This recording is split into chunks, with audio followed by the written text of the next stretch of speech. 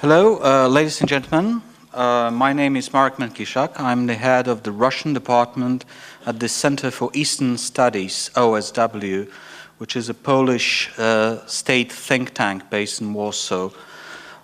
It is my great honor and pleasure to chair the panel on the very important issue of Russia's security policy with the remarkable experts, really top Russia experts of world-class present in the panel.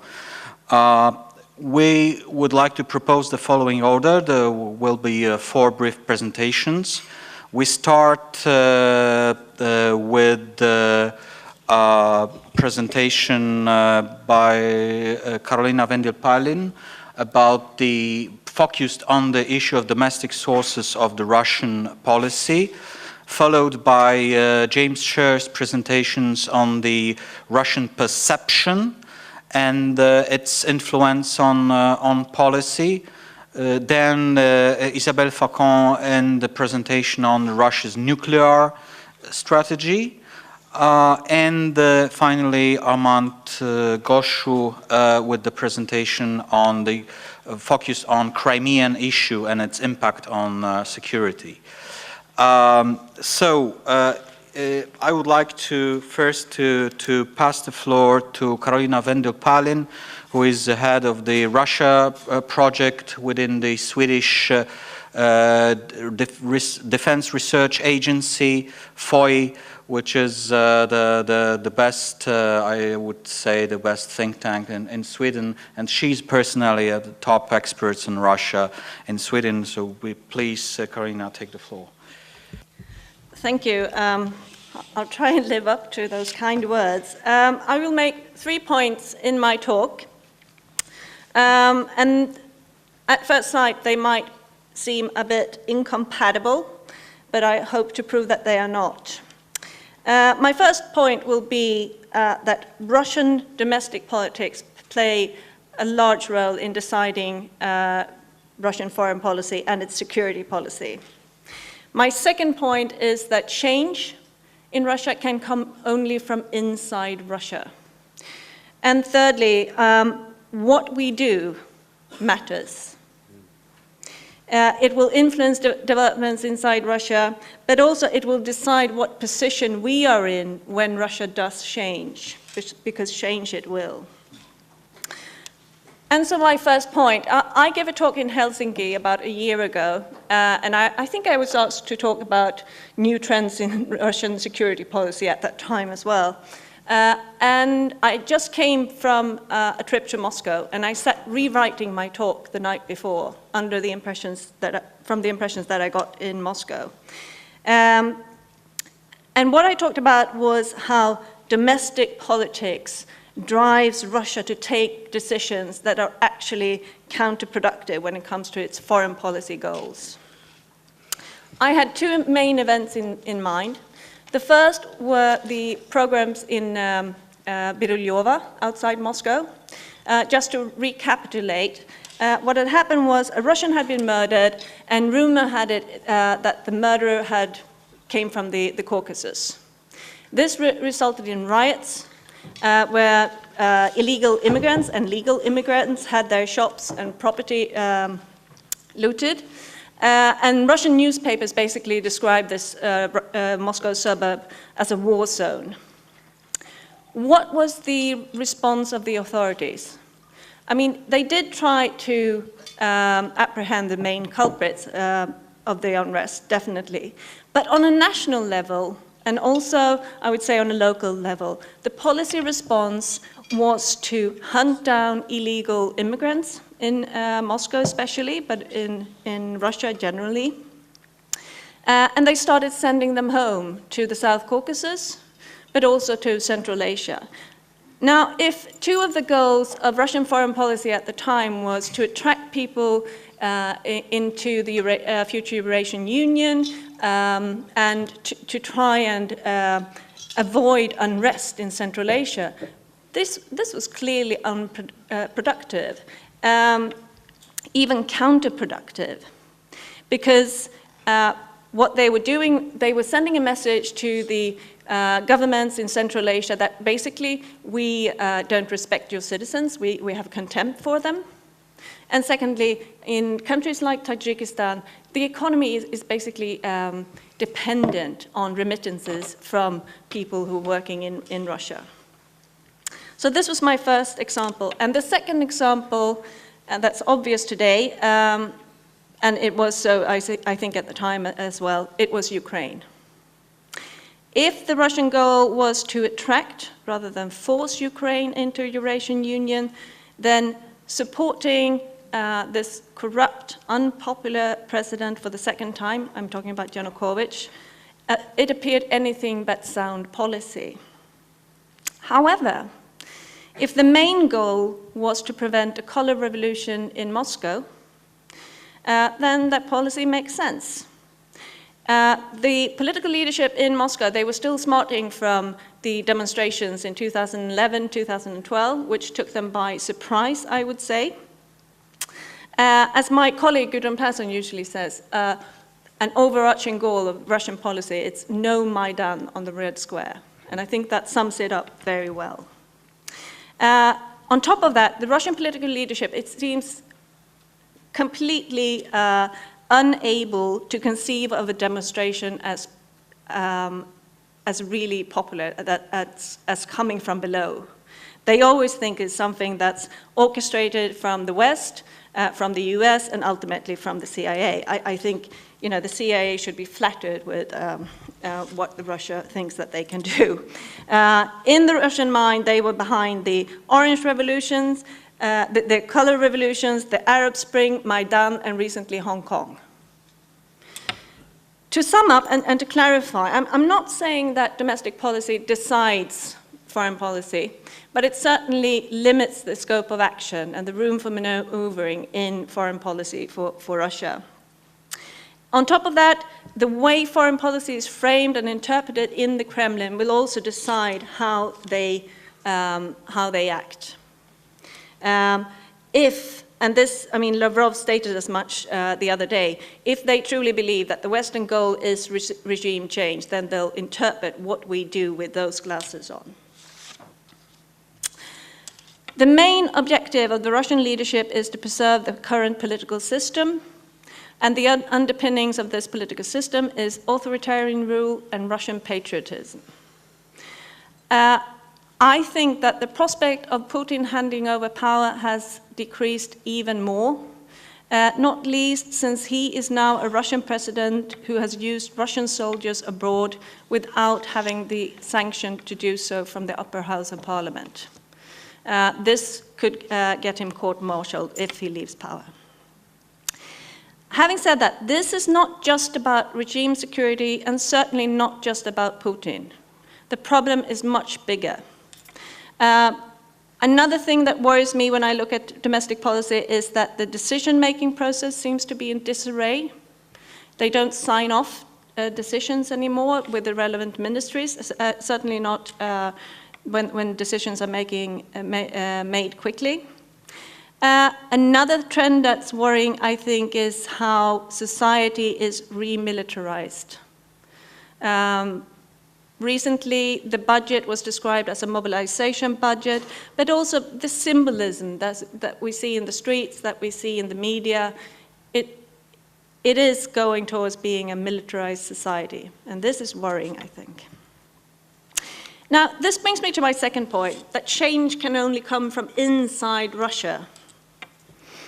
I think we often overestimate our ability to change Russia by pressing specific buttons or being amicable to particular leaders or particular politicians or officials inside the Russian system. We've failed in doing it so far, and I think we will fail miserably in the future.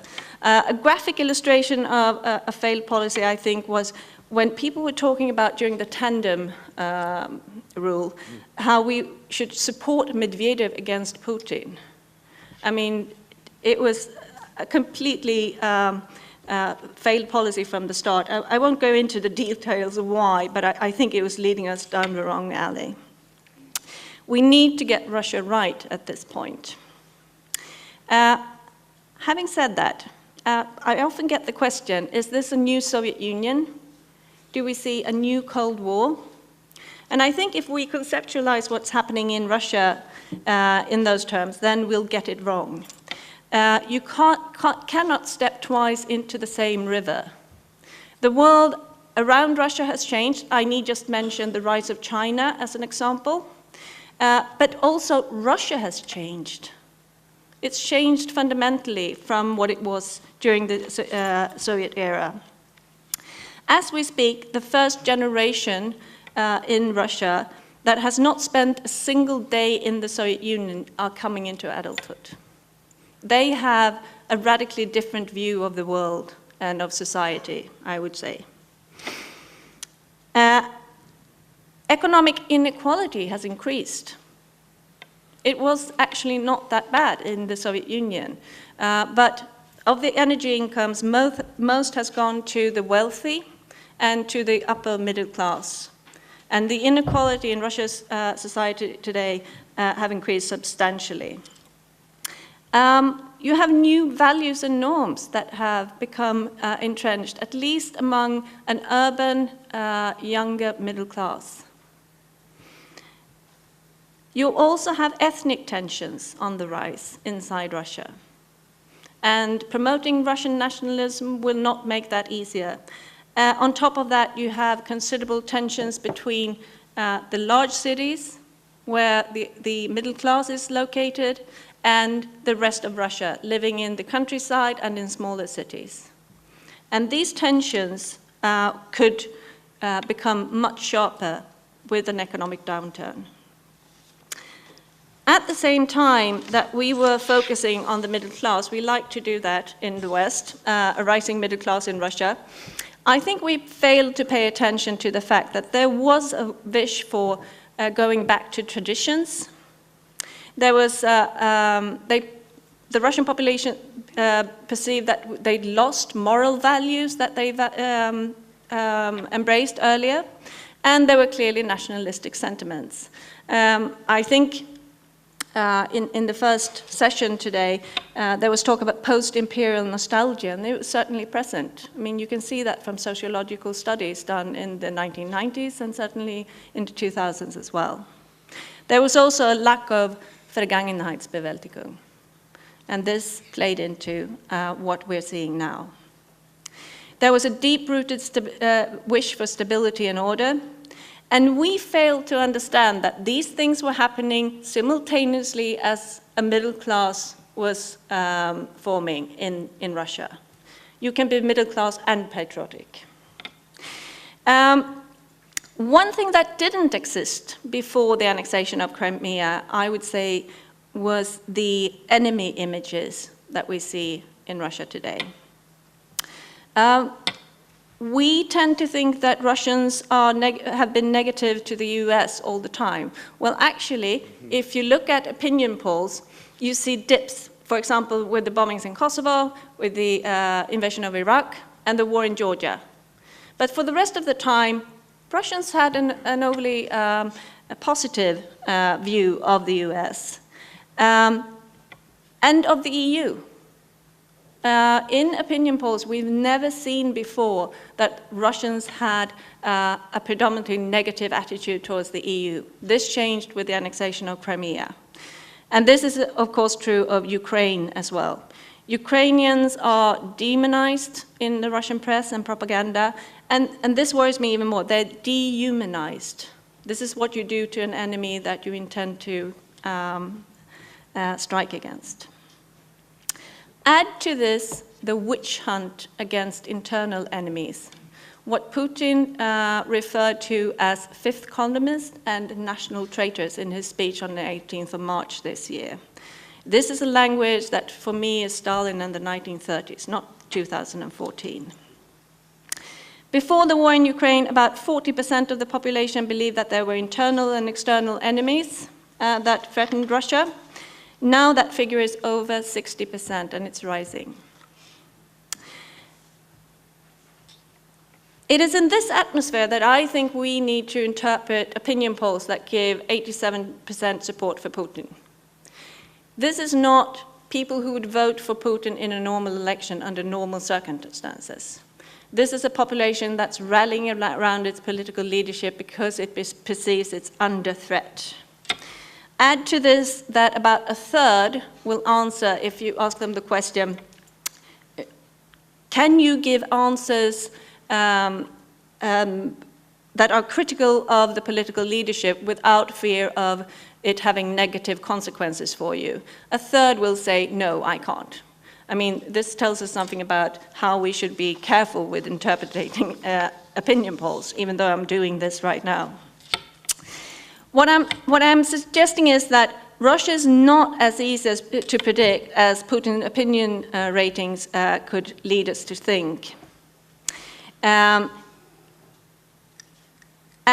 even in the chauvinistic Russia that we see today, there is an increasing demand for political accountability, and it is there underneath the surface, I would say, under this fever that has taken over in Russia. I'm not saying we should be complacent and that Russia will go the right way in the end anyhow, but I am saying that change will come from inside Russia, and it could be for the worse or it could be for the better. And this brings me to my last point, that what we do now matters. We're in this for a long haul. There are no quick fixes. I think what happened at the G20 summit in Brisbane was an illustration of what we can do if we want to. And the Russian journalist Yevgeny Kiselyov, he wrote an excellent analysis of what happened. I think perhaps he's giving the West a bit too much credit, but basically what he said was that the West came to the conclusion that the only thing that Putin respects is strength. And the only law there is that of the strong. And I quote Kiselyov. This is not Dmitry Kiselyov. There's a huge difference. I quote him now. Well, it seems the West thought, well, let's see who's the strongest. Кто кого? We're 1 billion against your 144 million. We have 60% of the world GDP against your 2%. We have all the high-end production, all the high technologies in the world, all the greatest scientific research institutes, all the mightiest world mass media. So let's compare who's strongest. I think this is an insight we need to rediscover. We do have strengths and we should use them. Our political systems are infinitely more stable than the Russian one. The obvious counter-argument, and I think Isabel will talk about this, is of course the fact that Russia has nuclear arms, and Kiselyov, he ends his analysis on this point. The outcome would be obvious for one fact, but for one fact, that Russia is in possession of nuclear arms. Again, let me be absolutely clear. I'm not saying that Russia is relatively weak and battles with internal problems, and so we can lean back and just wait for it to crumble. Quite the contrary. But I do think that when Russia complains that sanction is an asymmetrical response, we should just say, yes, you bet it is. We're beating you, we're the stronger party. We should stick to sanctions not because it will bring about regime change any time soon. We shouldn't stick to it because we believe the Russian population will be able to distinguish between sanctions and the unilateral import bans that Putin introduced. They will not, and Russian propaganda will make sure that it's all conceived of as Western hostilities. We should stick to them because they're effective. They display the weaknesses in Russia's economic and political system, and we should stick with them because they illustrate what we stand for, the values that constitute the core of the Western community. They target individuals and companies that have been involved in decision-making on Crimea and eastern Ukraine, but also individuals who have been involved in illegal activities earlier on. When Putin came to G20, he hoped that you could put economic affairs in one box and Ukraine in another box. And the way the Western leaders responded to him made it obvious that we were not going to allow Russia to do that. And I think that was a very good message to send. In parallel to this, we need to build our military strength. We shouldn't underestimate the Russian military strength, but we shouldn't overestimate it either. I think we should revisit the concept of threshold effects. A military victory should come at a cost, at the very, very least. Let's not make Russian military operations and warfare into something mysterious and new when it's not. So, shall I end on, because that was a request of policy recommendations. Or should I save that for the... No, okay. That's fine, but yes. First of all, we shouldn't fall for the temptation to paint all of Russia as black and a dangerous bear. I mean, Russia is multifaceted. Let the Russians talk about a Russian genetic code. That's their language. We shouldn't adopt it. Secondly, we should focus on policies rather than persons. Whenever Putin or Medvedev proposes a policy that we think is sound, we should applaud it. When they present policy that we conceive as corrupt or undemocratic, we should condemn it, not the persons. Finally, as I said, there are no quick fixes. And the way we act now, if we adhere to our principles and rally around them, we'll be in a better position when Russia changes. So we're in this for a long haul, and we're going to have to take the costs that this involves. Thank you. Thank you, Karolina. I think that what you raised, a very important issue of influence of domestic politics on Russian policy. The question obviously arises, what will be the impact of the decreasing economic performance and problems within Russia and on its further policy vis-à-vis its neighbors, including Ukraine. I would just like draw to your attention, I just forgot to tell you that there on the table there are publications for you to, you're free to take these after our panel concludes. Please, James. James Sher, not need to introduce the best UK's experts on Russia and Ukraine, obviously.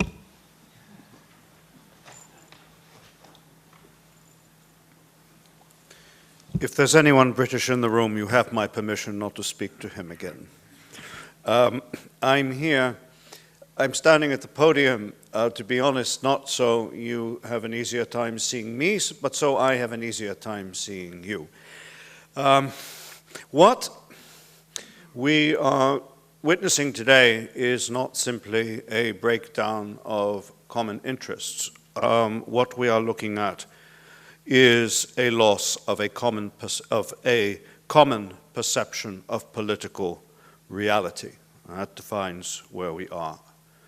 The Kremlin, the narrow Russian political elite that leads the country, has a fundamentally different cognitive framework from our own that guides our actions, or at least that is what I propose to maintain this afternoon.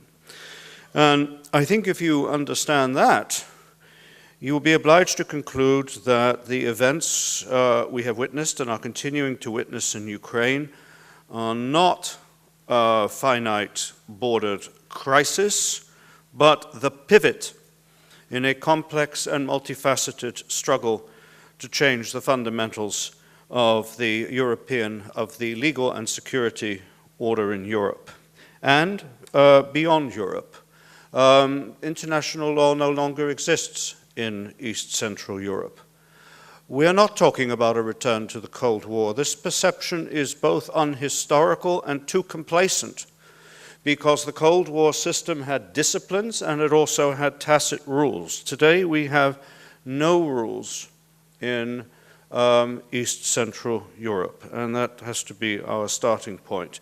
So what are the foundations of this cognitive framework?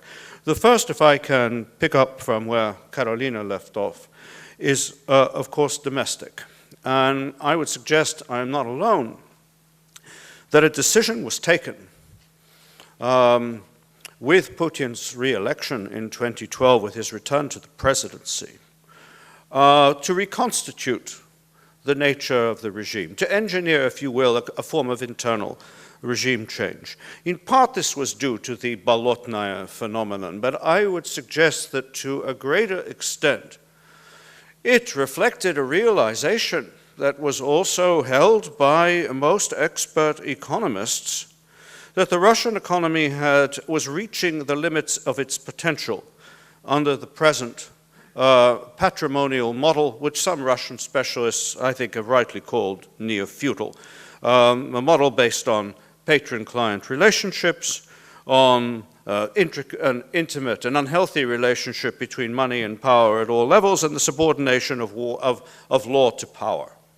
And the choice in the abstract was either, if you do not want to have a new round of zastoy, of stagnation, and you want to overcome this, you must either adopt the liberal package of reforms and move in the direction of an open, competitive, rights-based economy, including property rights, or you must move to what Carolina described, a mobilization system. And I would suggest that for the Kremlin, this was not a choice at all, because the people in the Kremlin, and a much wider elite as well, have a faith that is difficult for us to understand, that was alluded to this morning, about the centrality of the state in Russia and their fitness to run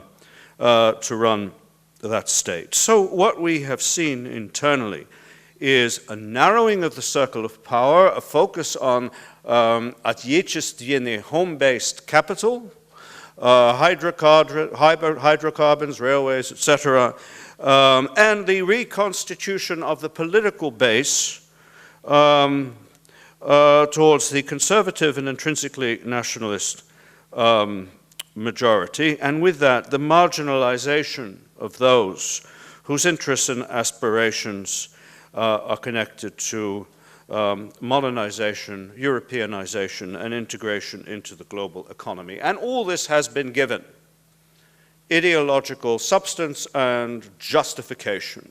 The juxtaposition of Russia's distinctive civilization, of Russian identity to the spiritual, empty, abstract values of the West and the impertinence of liberal universalism. Second factor, a belief in the underlying hostility of the United States. This is not based on a misreading of President Obama and his policies and his way of thinking. Within this framework, President Obama is perfectly irrelevant. It's based on a deterministic view of the underlying power and inherent antagonism of the American defense and security establishment, and to use the phrase that I agree we should not be using, the belief that hegemony and the maintenance of it, intervention in the business of other states, coercive intervention, regime change, is in, and the promotion of colored revolutions is in the genetic code of the people who really matter in the United States. And in this schema, of course, the United States and NATO are seen as absolutely synonymous. And on top of this, a perfectly reasonable perception that whoever comes to power after Obama is probably going to pursue a much tougher policy towards Russia than Obama himself.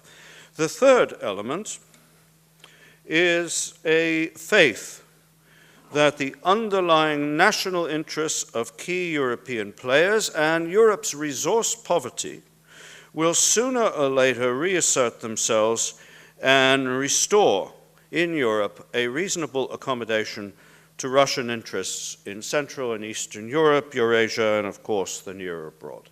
And what's implicit in this perspective is a firm belief that is shared in much of Europe itself, that in Europe the business interest defines the national interest. And Angela Merkel's toughness on this issue is perceived through a very distorted lens and to a large degree seen as a reflection of her submissiveness to US pressure and US power. I don't have to explain to this audience what a profound misunderstanding that is. But what I do need to underscore is, given all of this, any suggestion that we find the sanctions regime unpalatable, that we are looking for an opportunity to diminish them or be rid of them as quickly as possible, simply vindicates this Russian perception and vindicates a policy of remaining tough. It doesn't matter if the sanctions are level 2, level 3, or level 6. If they're going to disappear by next July, the Russian economy can survive this, the Russian people will survive it, and Russia will be vindicated. What matters is the duration of the sanctions. And our signaling on this point, therefore, is extremely important. In conclusion on this point, the Kremlin's perception, which I think is perfectly sound, is that economic interdependence is not politically neutral. In an interdependent world, when there is a struggle, the weak power is not the power with the most to lose, it's the power that is most afraid of losses. Fourth element, a belief in the inherent fragility of Russia's post-Soviet neighbors, whether inside or outside NATO. It was with the Baltic states in mind that Dmitry Rogozin spoke about Europe's new sickly democracies. And this not only explains grievous and continual process of miscalculations in Ukraine and serious mistakes, but also, I think, points to what Vladimir Putin's real objective there is today. And I think he concluded at the time when he realized Yanukovych was going to fall, that if he could not have Ukraine, if he could not subordinate Ukraine, he would wreck it. And whilst I am very optimistic he will not be able in future to have Ukraine, he is doing a very good job now of wrecking it. I'm obliged to say this. The crisis that began in February, it represents the first time in 20 years that Russia has posed more of a threat to Ukraine than Ukraine's own political leaders. And now if you watch what's going on, it seems that the political leaders of Ukraine are trying to catch up again. And this can only be a benefit to one particular party. But in this context, you must also understand what is perhaps the most dangerous theme to have emerged since this conflict started. And that was articulated also in the speech that Carolina referred to on 18 March. By President Putin, who has now clearly stated that ethnicity and language must take precedence over the prerogatives of statehood, the obligations of citizenship, and of course the sanctity of borders. And in this speech about Crimea at the Federal Assembly, he spoke about his disappointment that Germany, of all countries, did not support Russia's aspiration, that his aspirations to restore what he called historic Russia. It would be interesting to have a rational discussion about which historic Russia he means and what borders he's talking about. I'm minded to quote our 19th century satirist H.H. Monroe, who said to the Duchess, you know, right and wrong, like the Russian Empire, have fixed and defined limits. The problem is they are not always in the same place. And last point, that broader global trends support Russia's policy objectively, that we are living in a world that, as Lavrov said, as long ago as 2007, I believe, the West is losing its monopoly of the globalization process. We are living in a world that is not only multipolar, but it is a world of multiple value centers in which the majority of countries in the world find the liberal universalism of the West offensive and in many cases threatening. And there is, along with this, not only very considerable efforts to win adherence in the Middle East and elsewhere, but as we've heard already in Europe itself, the cultivation of all of the discontented constituencies affected by EU integration and a huge investment in what I'm minded to call urbanizacja and its development. So, if I may make some points in conclusion, how am I for timing? 3 more minutes left? Marek? 3. I think, therefore, that we are looking, that the Kremlin has in mind a rather different balance of strengths and weaknesses that they face than that which is prevalent in the West. They clearly believe it's not a matter of geopolitics being more important than economics. What they believe is if you get the geopolitics right, the economic dividends follow. And that is the way they are proceeding. Their strengths at one level lie in the ability to use limited and declining power to disproportionate effect, to target against the weaknesses of far stronger opponents. This is it's not just asymmetrical war, it's asymmetrical struggle that ties peace and war together. This is a long-standing approach, not just going back to the Soviet period, but before that, as is the case with hybrid war, incidentally. But at a more subjective level, they believe their strength lies in passionarnost, not just a willingness, an absolute need to embrace suffering in order to achieve a significant goal. It's axiomatic to Putin and others that as the stakes rise, the risks must rise as well. So much so do the costs you are prepared to accept. And the major Russian premise about much of the West is simply this, that liberal societies lack the will and ability to assume the risks and the costs required to give substance to their principles and their statements. Let me close by raising 2 dilemmas, because this is not a stagnant picture. And as one Russian expert said, although this system, which matters much more than Putin, it's the system, might be around for 10 to 15 years, it might also collapse next Thursday afternoon. And we have to have a principled agnosticism about the future. So let me close with 2 dilemmas that I have and I think we should have.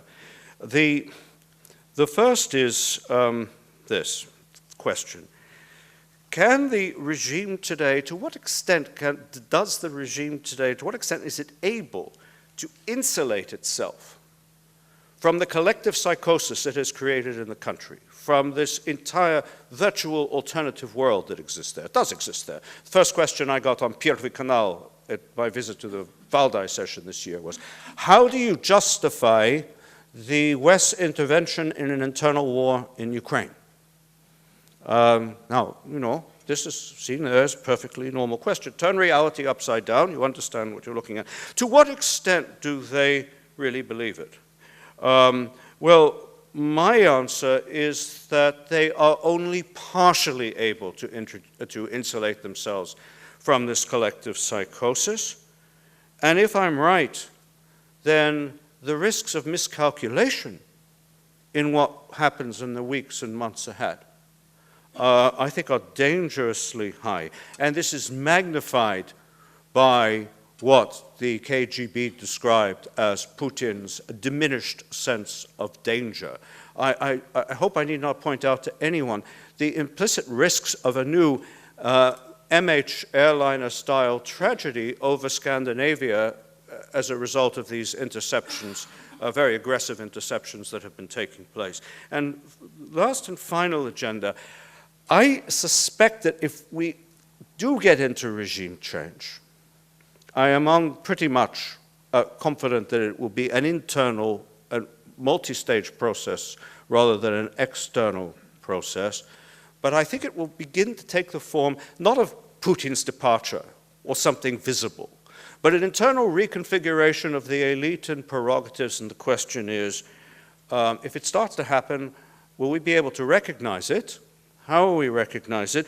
And if we do recognize it, will we not once again find ourselves at risk of exaggerating it and concluding prematurely it's all over? My last comment, which is not mine, it's the first unoriginal point I will make.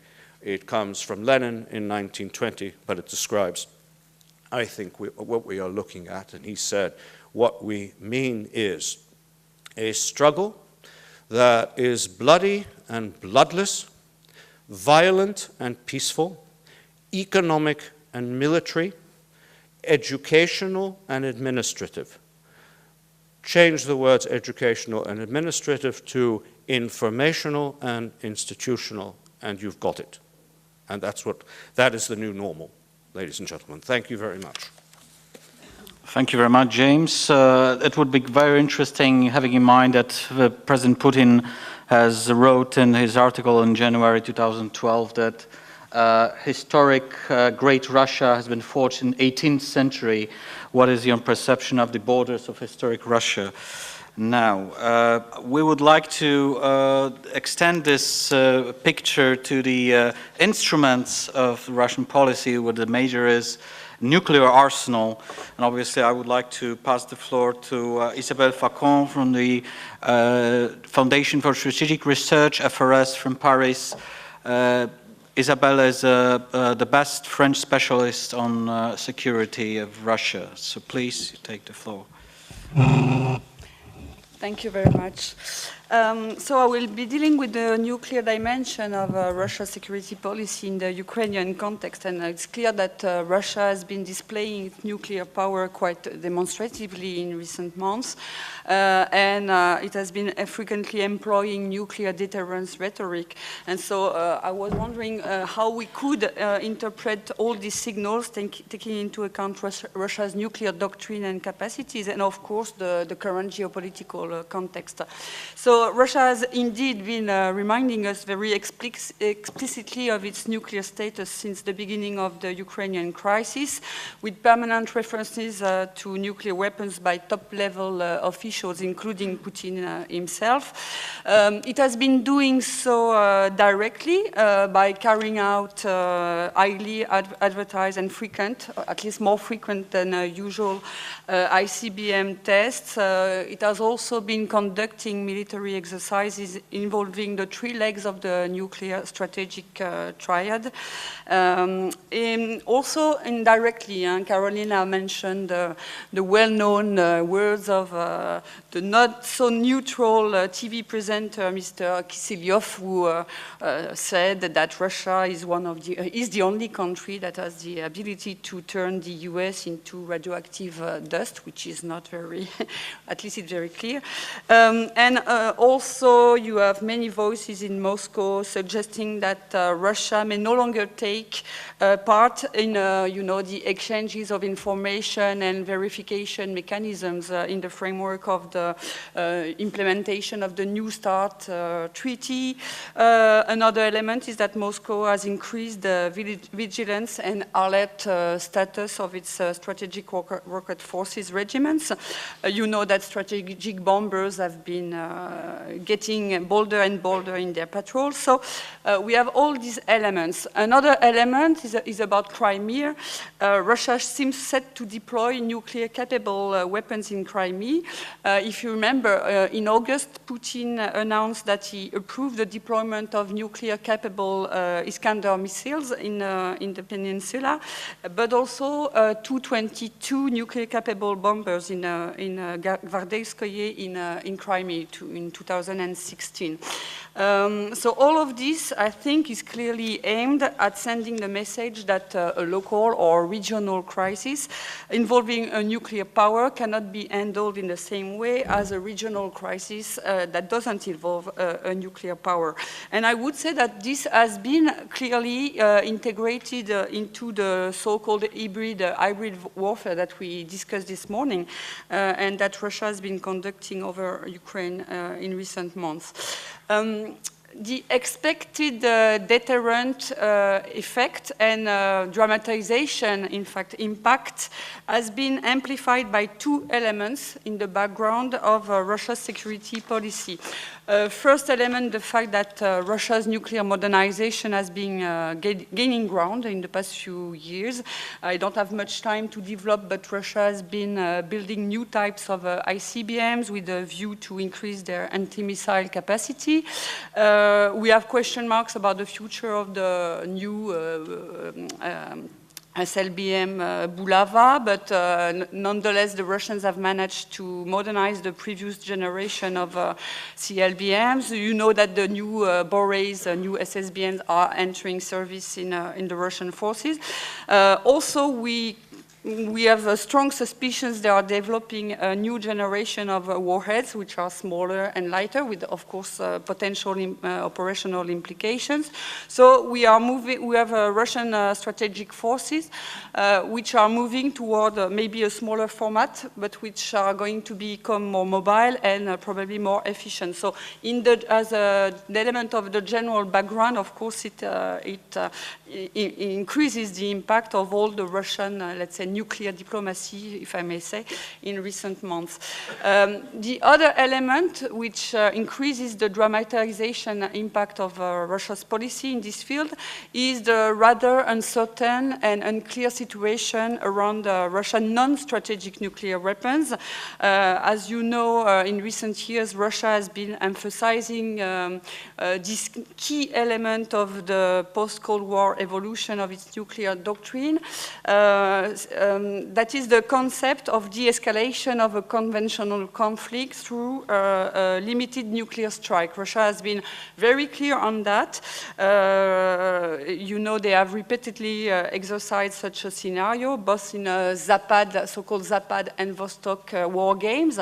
And if you remember, in 2009, the Zapad exercise ended with a tactical nuclear strike against Poland. So I guess everyone reminds Warsaw.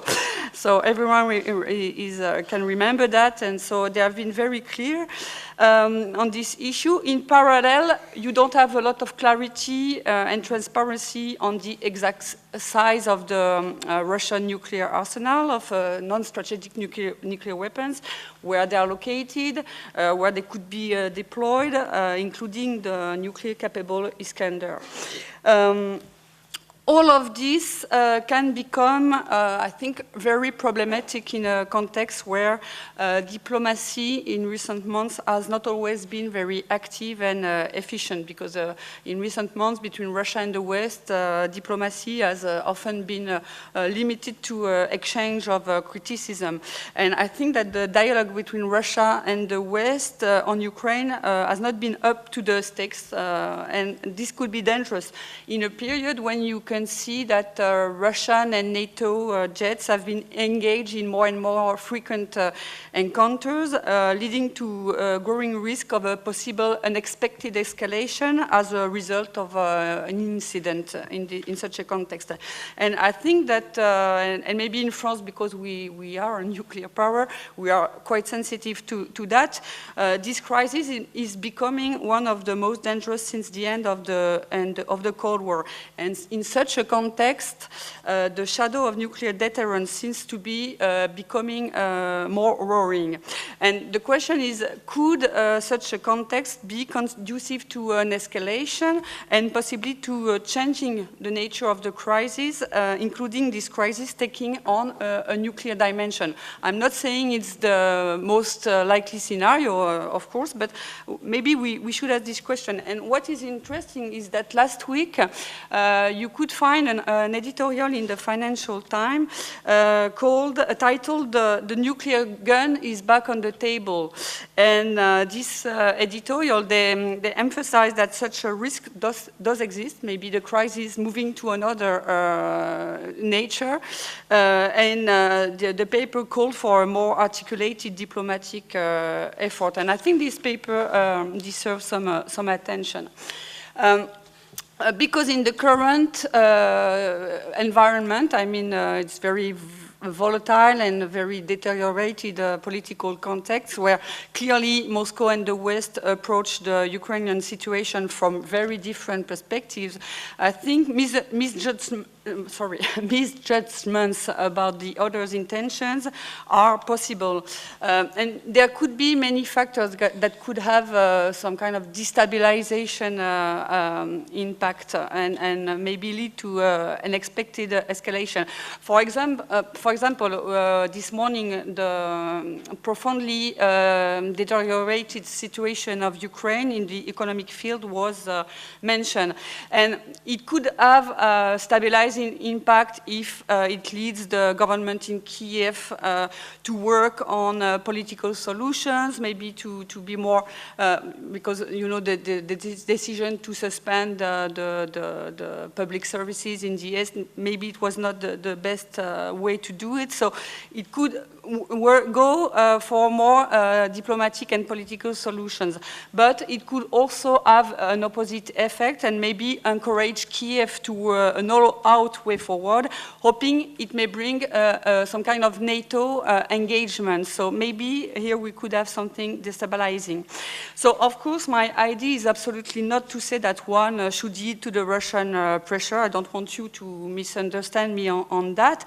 But simply that every move must be calibrated very carefully if one wants to prevent any escalation towards a crisis that may take a nuclear dimension.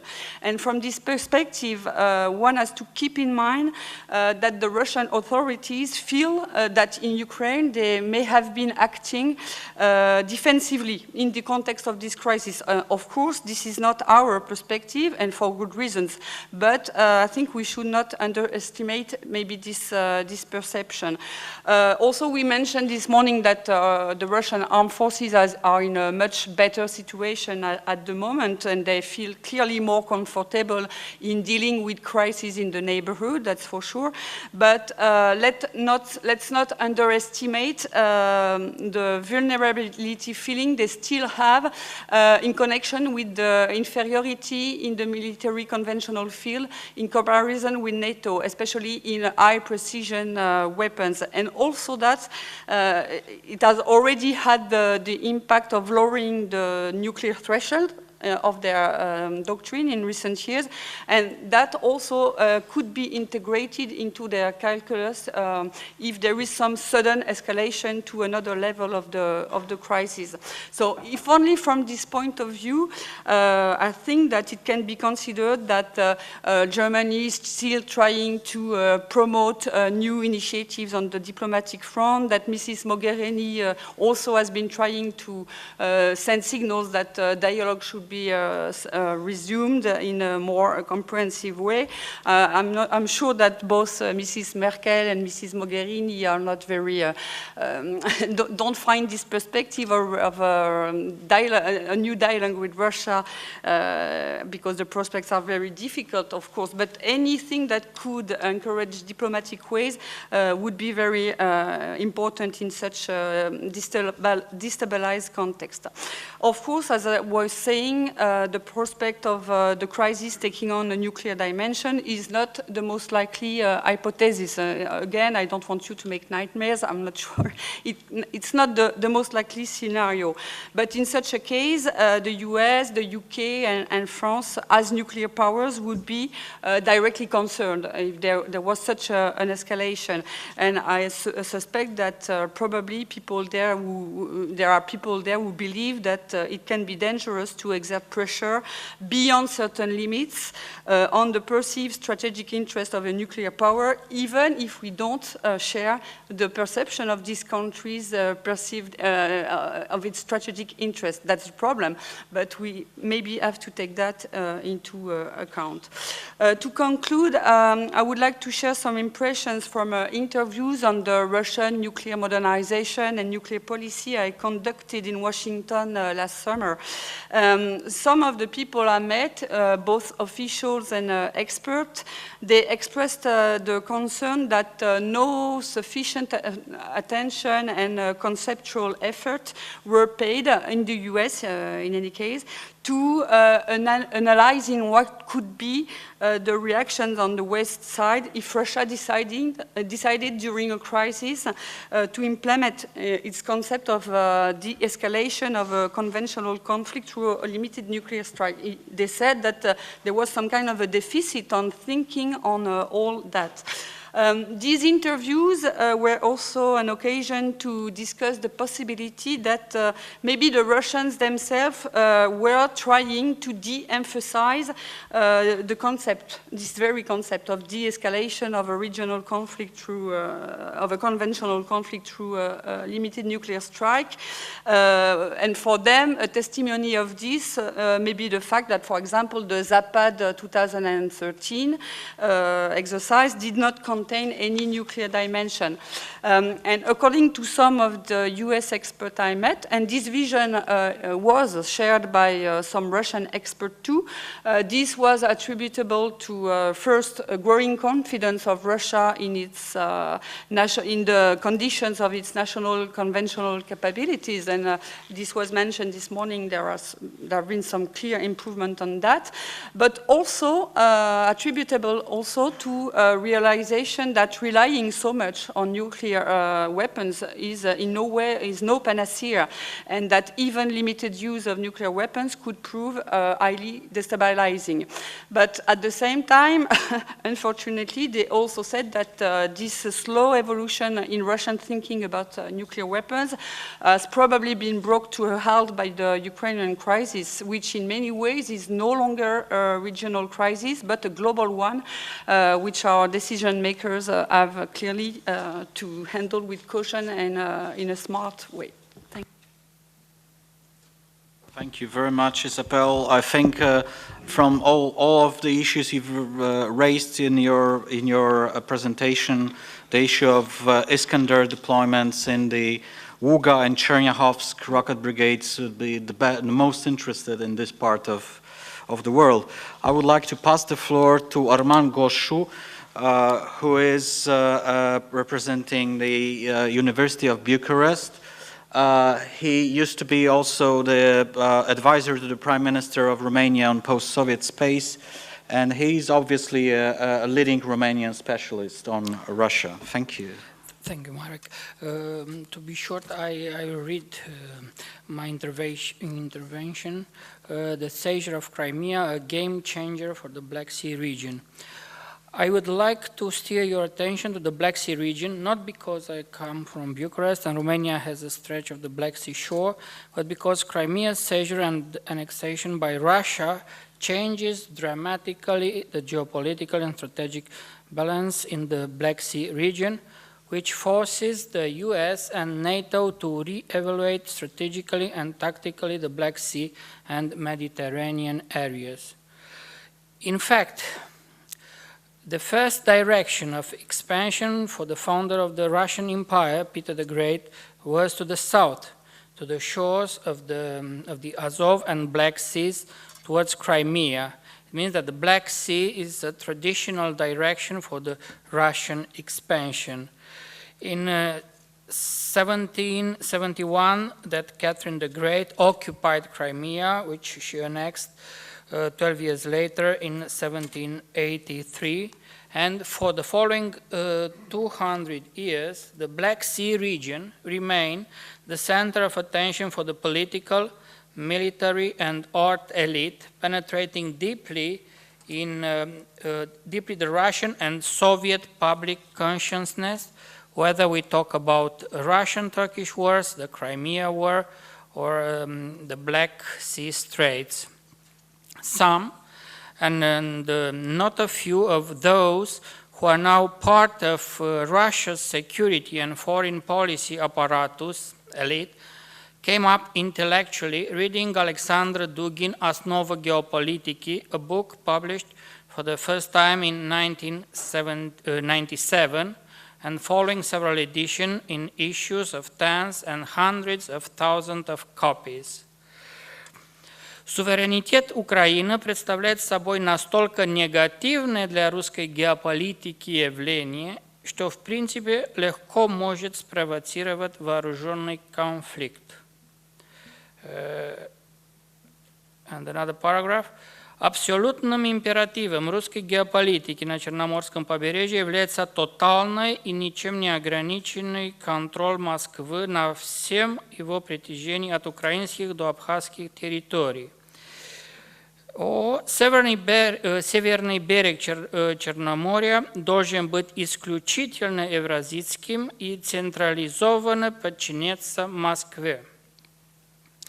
The project that President Putin brought with him to the Kremlin upon his return in 2011 is the founding of the Euro-Asian Union. Ukraine is the centerpiece of this project. However, the active part of Ukrainian public opinion sees the future of his country with the European Union, not the Euro-Asian Union.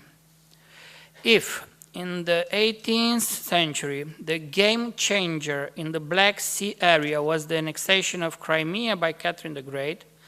In 2014, Russia's seizure and annexation of Crimea was a game changer not only for the larger Black Sea region, but for the entire global security system.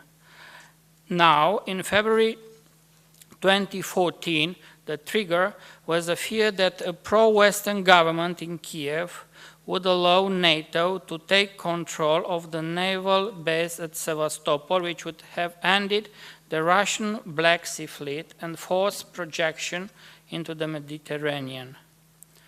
The major implication here is that the whole expeditionary model of US power, especially the US ability to project power across transoceanic distances, is in question. At the same time, the credibility of US deterrence umbrella, but also the capability to enforce international law and the global rules of the road, like freedom of the seas, are also in question. As the former US Secretary of Defense, Chuck Hagel, emphasized, quote, "Without our superiority, the strength and credibility of our alliance will suffer. Our commitment to enforcing long-established international law, rules of the road, and principles could be adopted by both our friends and our adversaries," end quote. Another important paragraph in Chuck Hagel's speech in Rhode Island on September 3rd, China and Russia are also developing anti-ship, anti-air, counter-space cyber, electronic warfare, and special operations capabilities that appear designed to counter traditional US military advantages. In particular, our ability to project power to any region across the globe by surging aircraft, ships, troops, and supplies. All this suggests that we are entering an era where American dominance on the seas, in the skies, and in space, not mentioned cyberspace, can no longer be taken for granted. However, in a European context, these trends question the reassurance package adopted at NATO's Wales Summit. The expeditionary solution that the NATO summit brought forth in order to fix the vulnerability of the eastern flank via the Spearhead Force might prove inadequate in a time of maturing anti-access area denial A2AD complexes.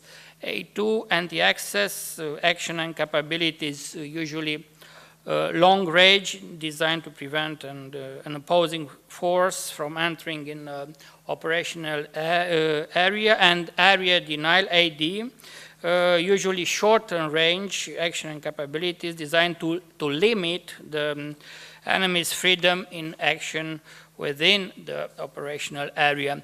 Over the past 25 years, denial forces have increasingly won the competition with forces of what used to be called traditional expeditionary power projection.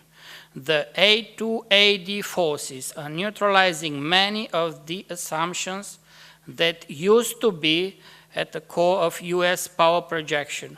These traditional features are becoming outdated because of the keep-out zone that Russia is building by investing in its own A2AD capabilities. Simply put, Russian denial forces can keep at bay any promised NATO reinforcement. Although all the eyes are currently focused on the Baltic region and the northern flank of NATO, the Black Sea might become a probing ground for NATO's credibility in the near future. Over the past decade, states like Russia, Iran, and China seemed very interested in gradually developing anti-access and area denial postures. These capabilities are aimed at building keep-out zones or regions where traditional freedom of actions can be denied. The maturation of these access denial complexes will make it harder for the US to deploy project power, gain access, and even operate in certain theaters. China is the first manifestation of this trend that countries and even non-state actors follow by developing anti-access bubbles. A recent book by Robert Haddock suggests that the goal is to build forces and infrastructure that will give China the military capacity to dominate a deep air and maritime buffer zone beyond its coast, that ultimately would prevent the arrival of adversary strike and expeditionary forces, end quote. The annexation of Crimea is already shifting the geography of the Black Sea region. It used to be called a Russian lake. Now it is becoming an A2AD Russian bubble. James Sher from Chatham House summed up the new strategic reality in House of Commons. Quote, the Russian Black Sea Fleet has, in the past, been constrained by various agreements about what it could and could not do as for operation modernization and the kinds of weaponry, nuclear and conventional, deployed there. Those constraints no longer exist. A massive modernization program has been announced. That includes, in short order, the deployment of Russia's most advanced long-range area denial weapons, which affect a large part of Turkish airspace and extend right out to the Bosphorus and perhaps beyond. It raises new questions about the vulnerability of any surface assets that we send into the Black Sea, end quote. The facts. Crimea is becoming the center of gravity of the Russian A2AD Black Sea posture. By the end of the decade, Russia's Black Sea force will tally 206 ships. By 2016, the Black Sea Fleet will receive 6 brand new Kilo-class submarines that will be stationed at a new base at Novorossiysk. In addition, 222 M3 long-range strategic bombers will be deployed in the region. Overall, by the end of the decade, Moscow plans to spend $151 billion to modernize its navy at the Black Sea Fleet represent one of the Moscow's highest priorities. The modernization will emphasize the emergence of counter-intervention capability for the Black Sea along the line of A2AD logic, including submarines, anti-shipping, anti-surface, and anti-air capabilities. At the same time, the annexation of Crimea will add long-range land-based missile system like S-400, SAM system, including the Iskander surface-to-surface missiles, which have an operational range of 400 kilometers. If information published in the Kiev Weekly Zerkalo Nedeli find confirmation for alternative sources, that means that the militarization of Crimea occurs at an infernal pace with no analog in the Black Sea area. This process should worry the countries in the region, and not only. The Defense Ministry in Moscow plans to hand combat flags to 40 new military units in Crimea by the end of the year, this year. I repeat, new military units. In the Russian army, combat flags are not handed to battalions, but to units, regiments, or brigade size and above. That means the creation of at least 40 new regiments or brigades, each made up of 2,000 to 3,000 men. If at the moment of annexation the number of soldiers in Black Sea Fleet was around 20,000, soon the number of Russian soldiers in Crimea will exceed 100,000. In addition, units have been deployed to Crimea that have been restructured, actively trained and rearmed in the North Caucasus, Abkhazia and South Ossetia. The military base in Crimea is 200 to 300 kilometers away from the EU and NATO border, as well as Romania's and Bulgaria's shore. As Russia is developing its access denial posture, freedom of movement may be in jeopardy inside the Black Sea, with all the evident consequences for the energy security of the region. At the same time, any effort to reinforce a NATO maritime presence may be out of the question, as Russia acquires the capability to transform the Black Sea in a no-go area.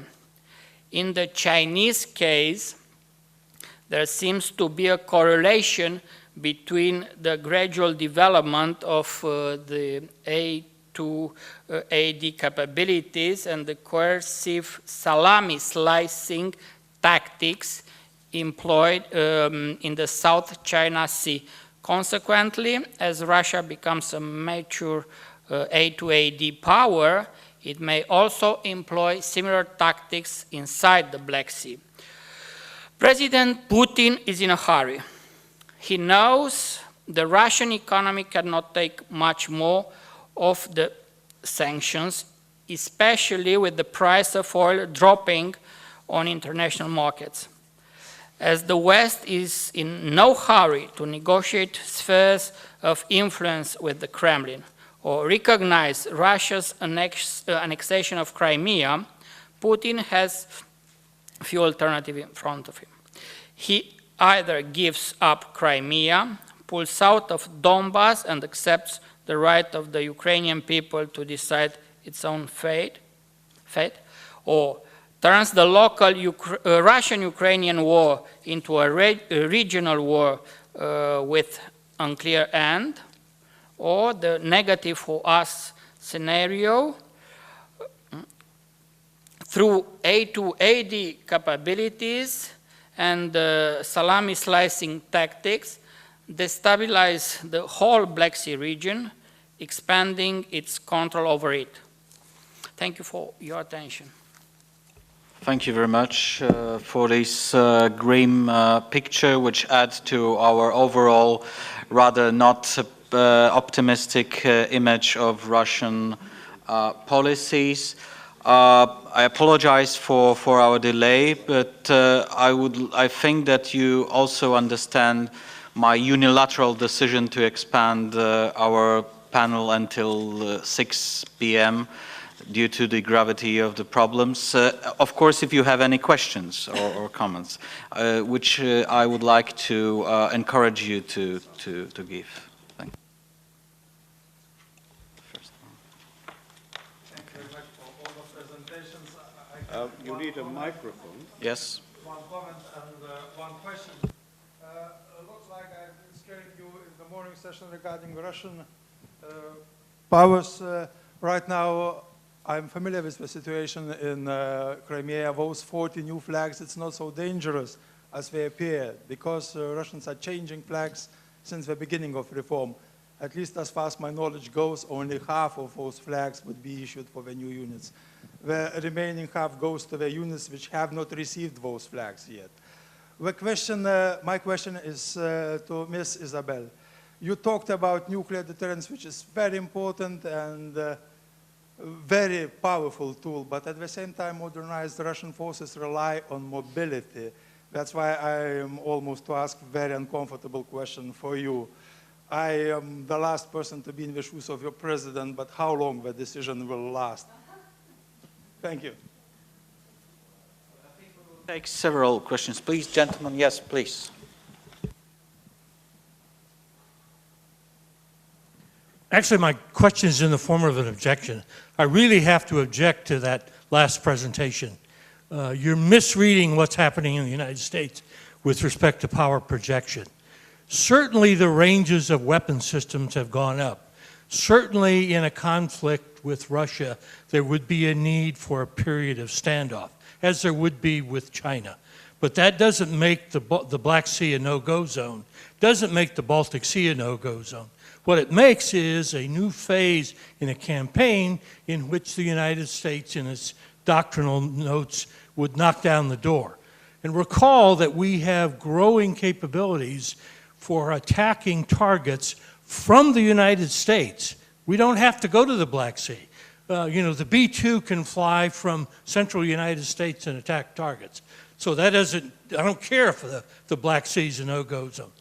The development of a conventional strike capability from either ballistic missile submarines or directly from the United States. So that, what's happening is you are describing only part of a development of the change in the character of warfare, and the United States is adopting to that.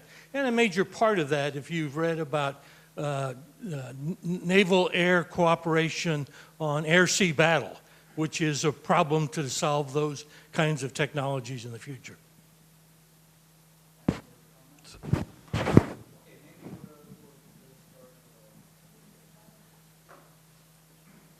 So, You could be sure for that question. yeah, I prepared a whole bunch of papers. You have a statement? No. I'm not an official, so I'm not a part of the decision-making process. There are two things that make the decision difficult. One is that the contract was signed by a different government in a very different geopolitical context. The second element is that for France, there's a real stake in terms of reliability of your country as a supplier of weapons, and of course not all the buyers on the world market of weapons are pure democracies, and so of course all of them are looking carefully. So for France, you have to try to find a balance. That's what I understood. And at the beginning, of course, this idea of suspending, not cancelling, it could be a right balance given the stakes. But of course, the longer it lasts, the worse it gets, because it sends very mixed signals both to allies and to possible buyers. So I'm not sure that it's clear. What I can tell is maybe that if we want to help France make a decision, I don't know, maybe downplay the pressure in a sense, because in fact, the government also feels the pressure from people who are annoyed by the pressure from the US or from some European allies. So start to having a discussion about the fact that in fact Mistral is so symbolic that other countries can hide their own interest in Russia behind the Mistral deal. So you have this argument. You can also find polls that show that more than 50% of the people polled are in favor of giving the Mistrals to Russia. And you can have the beginning of a discussion on the fact that maybe all this pressure is in fact a hidden way to try to break the competition that France represents on world markets. So you can feel that the international pressure on France on that is maybe not helping, to take the decision. Another point is that there's no easy solution, because there was a discussion on could NATO buy it? Could the EU buy Mistrals? And it was positive because it meant that there was some kind of unity and solidarity behind France on this very difficult issue. But it's not possible for many reasons. One of the reasons being that part of the hull was built by Russia, so what will we do with that? Also the fact that the ships were built for specific Russian requirements and so on. What I heard is that maybe there could be, and it would be positive as a show of unity and let's say of the Western community, there could be some plans for more military and security cooperation between France and some Eastern and Central European countries in the military field. And so maybe that could help also take a difficult decision. So I'm not a decision maker. I don't know what the decision will be, when it will be taken, but I just wanted to put the whole thing into perspective and give some elements of the French discussion on that, which is, by the way, very controversial. You have strong voices in both camps, and the government is in the middle of that, so it can explain also the delays in decision. Thank you. I would like just to add that it can work two ways, because obviously the Mistral deal and the delivery would probably influence at least Poland's cooperation with France on defense. Do you have any other comments? Yes, that would be beautiful. No questions? Yes, please. Colonel Raev, Baltic Defense College. My question goes to Mr. Scher. And forgive me if I'm misreading you, so basically rephrase me if I'm wrong. You said the duration of the sanction, not their severity, is what matters. If we take aside the US with their willingness and ability, don't you think that the Russians' ability to withstand sanctions and suffer under them are stronger than EU willingness to sustain the sanctions? Well, that's the question I'm raising. Let me be very specific about this. The part of the sanctions today that have the Russian establishment most worried are the sanctions that prohibit the transfer of technology, which means in practice the continuation of joint ventures in the energy sphere, such as those between Exxon and Rosneft, that are on the table and which today have been shelved. Russia is completely dependent for the future in developing new energy resources that it cannot finance or find the technology to do on its own. And all of these projects today have been shelved by those sanctions. Now, if the Russians are confident that this is only going to last for another 6 or 7 months, this is not going to have a major influence on their behavior. And that is why I raise this. Even with many of the other sanctions, it's like water going through porous rock. It takes a long time to filter down. A few months ago, the conventional wisdom in Russia was, these sanctions are having no impact on us at all. Now, even at official level, people are saying they are having an impact. I can't resist, I must add just one point in the previous discussion. Russia has torn up treaties including its bilateral state-to-state treaty with Ukraine in 1997. In the words of President Hollande's own office, it has, Russia by its actions has destroyed the fundamental security, the fundamentals of security in Europe. In that context, I do not understand why it is impossible for France to annul a contract.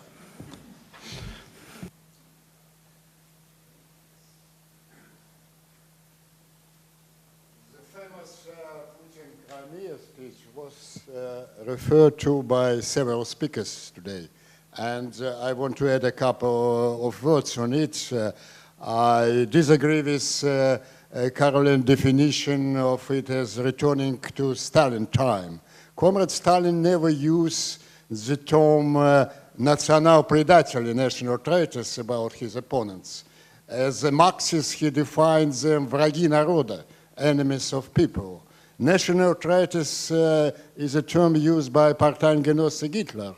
And this is not the only reference in this Putin speech to vocabulary of German foreign policy of 30s. More serious, divided people. For the first time, he said, we Russians are divided nation.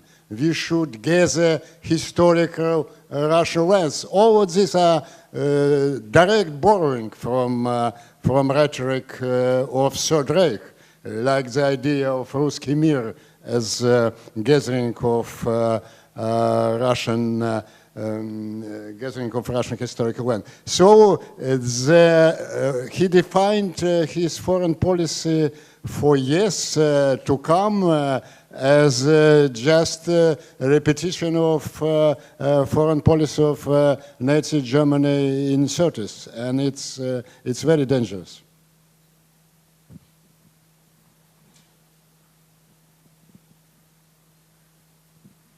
I have a question also for Mr. Scher. I was really interested in the point you raised about the extent to which the Kremlin is kind of buying what it's selling, right? Like, are they drinking the Kool-Aid that they're making? Do you think that the administration has a clear view of the West, or are they as befuddled by us as sort of we are a little bit by them?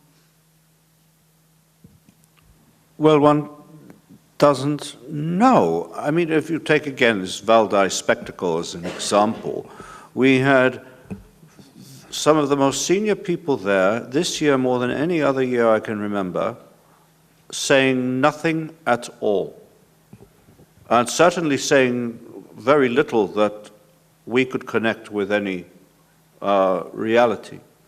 So what is actually being thought and discussed can be discerned indirectly from lots of commentary and there are lots of insider discussions, but I don't, I don't claim to know. What I can say is this. When I listen to any of the Russian information sources that we can identify, what you see is, generally speaking, a kind of chain constructed of half-truths. There are a few blatant lies there. There are a lot of inconvenient truths there, which are truths that are unpalatable to the West, that truths in a false context. If you stitch together a lot of half-truths, you can end up with something which is absolutely preposterous as a conclusion. So I am, I'm really raising the question. I am not able to answer it, but the dangers are clear.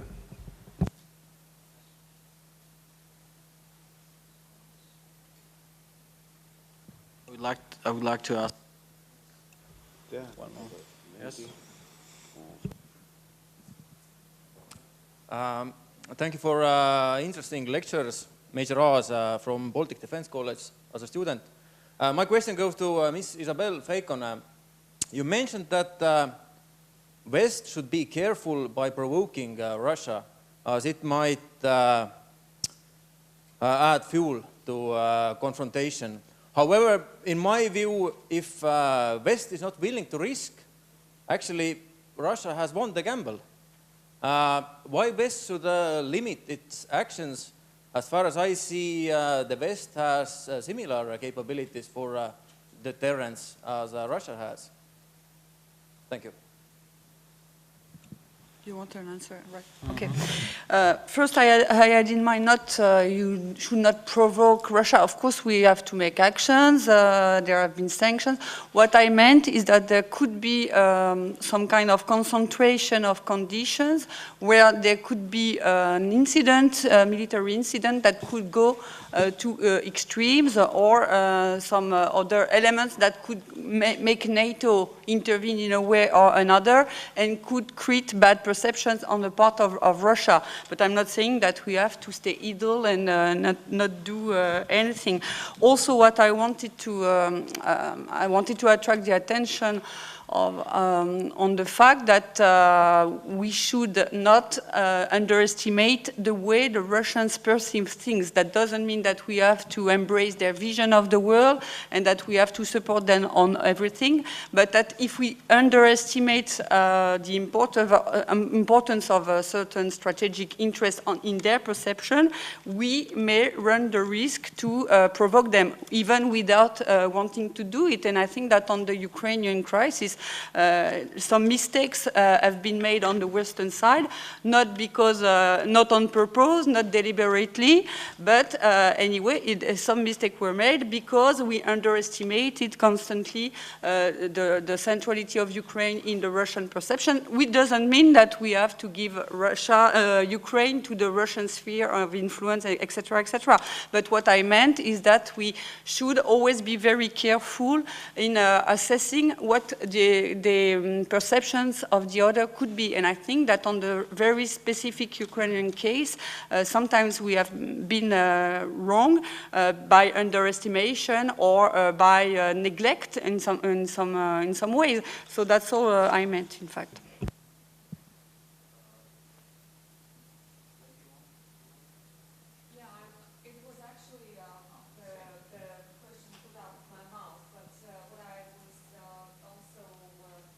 Thinking about that, sometimes you may think that it's actually a deliberate action by Russia, like engineering this new normal situation, when you actually have to confront this by default, that you cannot ignore. It's not that business as usual, and it's still the situation when we are in the responsive mode. And sometimes we are not responding at all to many provocations we face and show of force we face, even down to the Portuguese shores, when their, strategic patrolling occurs down to the Portuguese shore. It's concurrently actually at every front of NATO, of Europe, NATO Europe. One thing is to say that we should be careful, of course, but what is this care about? You just, at some point, this new normal blurs your view, and you get used to that. At some point, you lose it.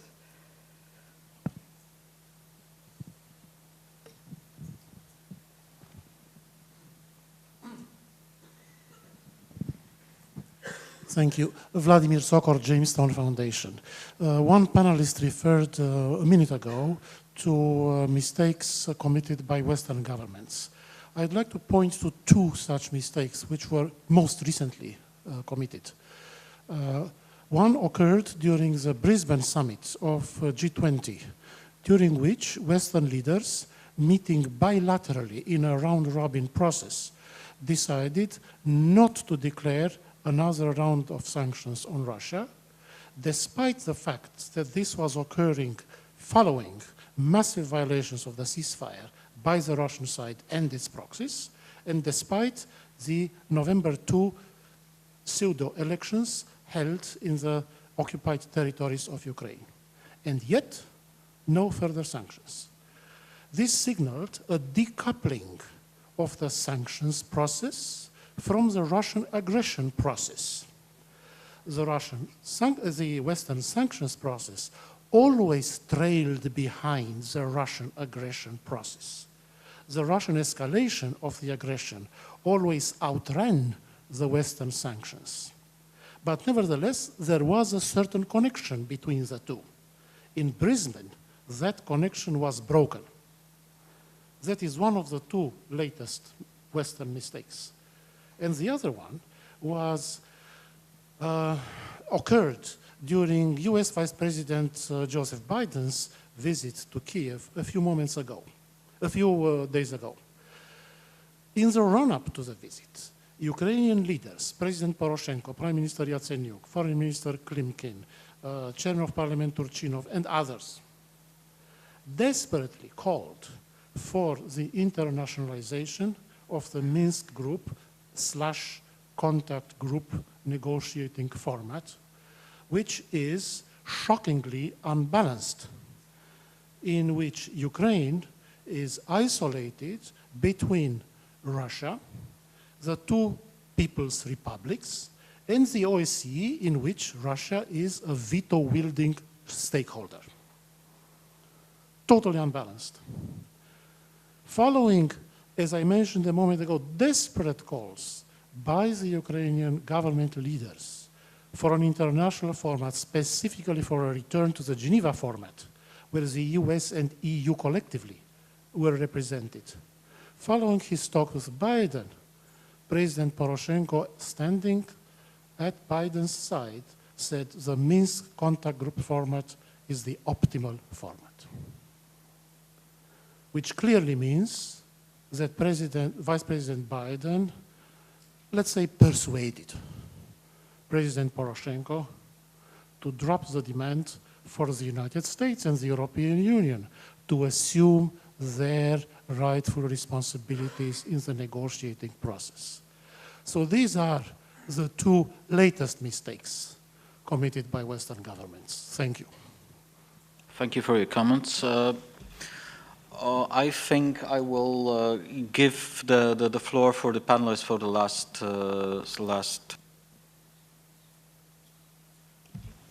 So I'll go first. I think I was the one who mentioned the G20 summit in Brisbane. I agree that it was probably unfortunate not to link sanctions with the recent events in Ukraine. But having said that, I mean, sanctions, they're not our only response. Maybe we should keep that in our toolbox for some more time. Again, the message that was sent in Brisbane was that we would not allow Russia to put economic affairs in one basket and Ukraine in another. And I think that was very significant. I think that message, it certainly was delivered to Russia. And I mean, sanctions are working, the ones we have in place now. They're working very well. They're working on a short-term, in a short-term perspective, not least because Russian major companies can't refinance their loans on the Western capital market. They can turn to China, and then it's only the capital market, as I understand it, in Hong Kong, basically, and it can't swallow all of these loans. Russia is now financing this through the central bank, which is a very unorthodox solution that actually I think states are not very fond of. In a longer term, it's undermining confidence in the Russian economy. And I think, I mean, that they're not getting technology transfer, that you have capital flight out of Russia. All of this is detrimental for Russia, definitely. So the sanctions are biting, and maybe we should save that next round of sanctions so we have something in our toolbox to use in the future as well.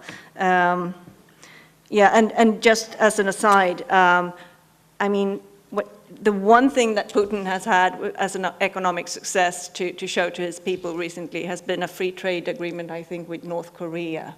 I mean, that's difficult to sell even in Russia as a success.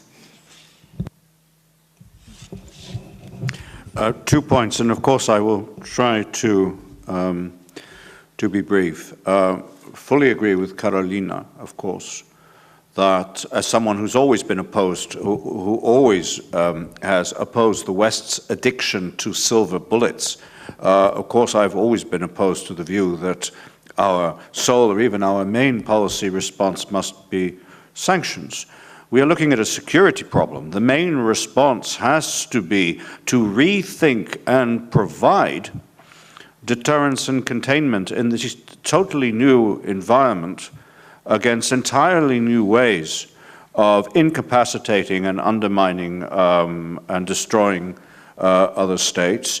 And deterrence and containment must exist, must be provided inside Ukraine at the moment, not just on Ukraine's western frontier.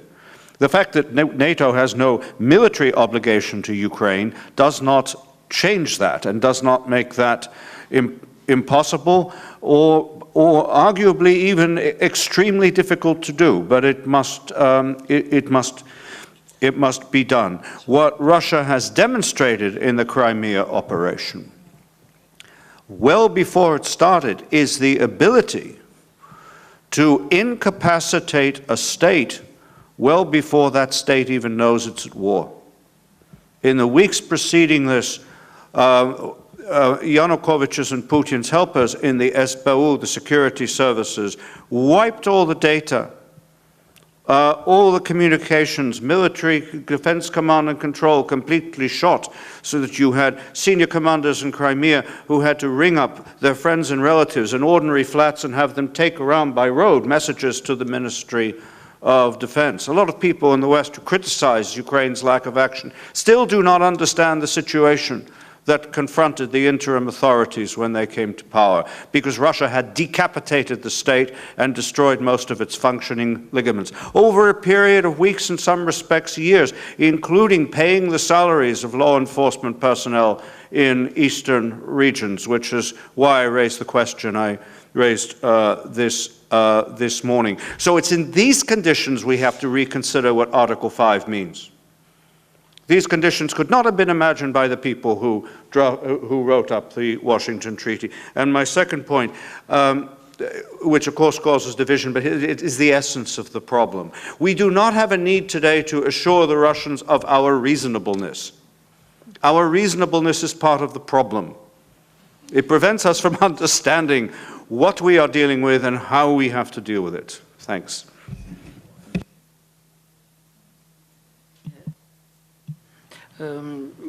Just a few ideas. What was happening in Ukraine in the last 10 months was happening in the summer of 2008 in Georgia could be a lesson for us. We forget Russia and somehow we are guilty for this. And it's very important to understand that one of the most reasonable solution for us is to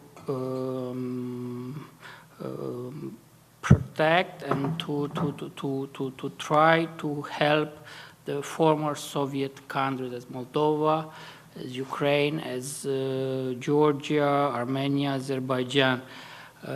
If we want to keep Russia, to force Russia to democratize, to build civil society, to be a part of the West in our meanings.